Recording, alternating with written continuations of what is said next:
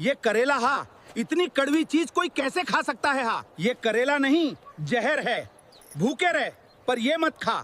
कड़वाहट को मिटाना नहीं, उसे बदलना सीखो। हर चीज का एक राज होता है, बस उसे सही तरीके से अपनाना आना चाहिए। इस कड़वे करेले की ऐसी रेसिपी है जो इसकी कड़वाहट को बदल के रख देगी।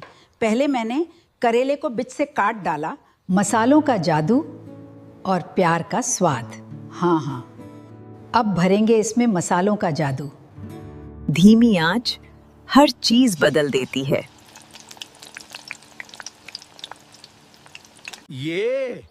ये वही करेला है। इतना स्वादिष्ट कैसे हो सकता है? ये तो कमाल हो गया। आज तो कमाल हो गया। कड़वाहट मिठास में बदल गई। सही मसालों से हर कड़वाहट स्वाद बन जाती है।